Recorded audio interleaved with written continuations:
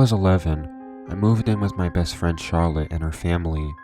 My family and I were not getting on, so Charlotte's mom let me live with them for a few months. I stayed in Charlotte's room, and the two of us would get up every day, make our lunches, and head off to school. We lived in the nicer part of a poor neighborhood. Mercy worked full-time and Charlotte's dad wasn't on the scene. Charlotte's brother Dallas was 2 years older than us, and the self-proclaimed man of the house. He had a whole stack of friends whose home situations were similar to mine, so it wasn't uncommon for the house to be full of teenagers by the time Mercy got home. Dallas's girlfriend lived next door. I never met her, but I remember there always being people coming and going from her house. Around this time, Dallas lost his front door key, and we'd start noticing that food was going missing, and that things were not where we thought we put them. One day, Charlotte and I came home from school and headed to our room to drop our school bags off.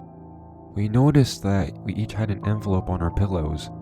At first, both of us thought Dallas had decided to write us notes about how he thought we were ugly or smelly. Harmless big brother type teasing. My envelope had a drawing on the front that I didn't understand. I remember opening it and finding a letter inside. Charlotte passed me her letter. Though the handwriting was messy, the letter told her how pretty she was. We both knew there was no way these letters were from Dallas. That said, I didn't want to give her mine. The author of mine detailed how they were going to come into the house and hurt me. And to ensure I understood, I realized that the strange picture on the front of my envelope was a crud drawing of what was going to happen to me. Terrified, we called Mercy and told her what had happened, and she in return called the police. When Dallas came home from school, we took the letters to show him and explained how we found them. He came up to our room to look around and examine our beds and belongings. Dallas called all his friends over and interrogated them in his mom's room with the door closed. Once he was satisfied, it was none of them. He showed them the letters to see if they recognized anything familiar about them. Then they went out to ask the neighborhood if they'd seen or heard anything. They never found exactly who left the envelopes, and the police said there was nothing they could do. I don't think Charlotte and I slept for much a week or so after.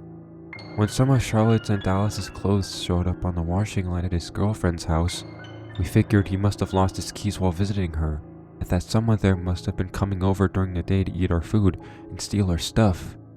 We changed the locks, but nothing else happened. I was so scared and so angry.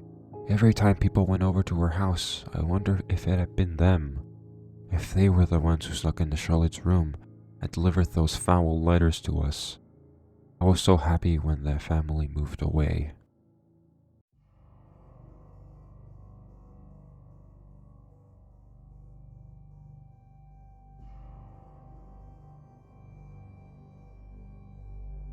For context, I'm 29, about to turn 30 in a couple of weeks, and to this day, I'm still creeped out when I recall this incident. When I was much younger, maybe 7 or 8 years old, my family went to a Target about half an hour to the west of my smaller hometown to shop. My dad is a pretty nonchalant guy and had a habit of just walking away from me or my sister if we were taking too long checking out the makeup aisle or looking at toys. This was meant to be a motivator to stick by him. So anyways, I was in my own little world looking at different lip glosses or something, and suddenly I realized my dad was nowhere to be seen. I wasn't very concerned, as I mentioned before. He'd often wander away from me while shopping. I began to look around for him and noticed an older man who was alone, and without a doubt noticed me and that I was alone. I've been rather a precocious child and very perspective. Immediately, I had a bad feeling about this man. As I continued searching for my dad, calling out to him, I noticed this man was following me. I grew increasingly uneasy as I couldn't figure out where my dad was, and now it was very clear to me that this man was trying to get close to me. Every aisle I went down, the man was at the end of it, keeping up with my every move. Finally, I found my dad in some other grocery aisle, and I immediately ran to him, grabbing his hand and breathing a sigh of relief. Just as I did, I saw the man's head peer around the end of the aisle we were now in, and seeing that I finally found my dad, I was no longer alone. He quickly ducked back out of the aisle and disappeared. At this point, it was clear to me that he was trying to do something with me, because I remember the look of pure anger on his face when he realized I found my chaperone. The rest of the time in the store, I did not leave my dad's side.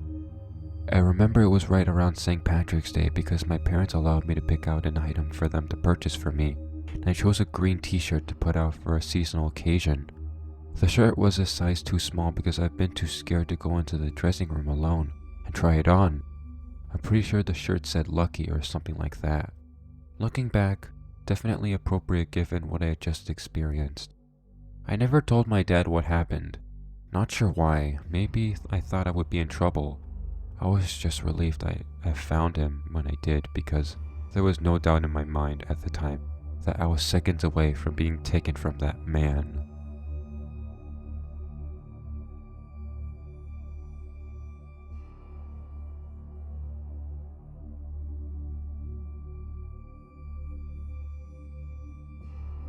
This story happened to me back when I still lived at my parents' house.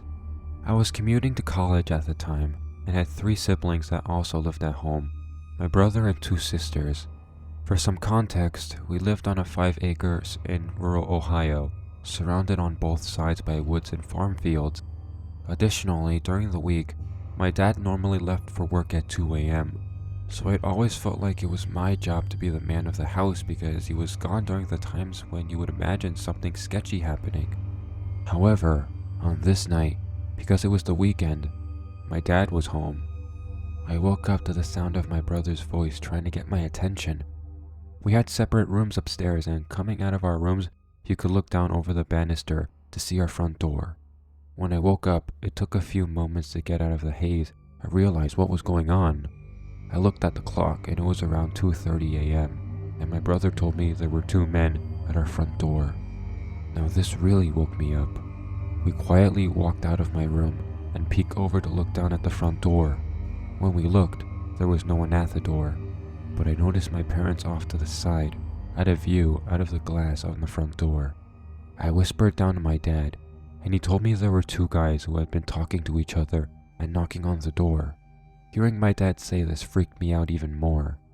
I went back into my room and grabbed my pistol, quickly shuffling down the stairs after looking to make sure they weren't at the door.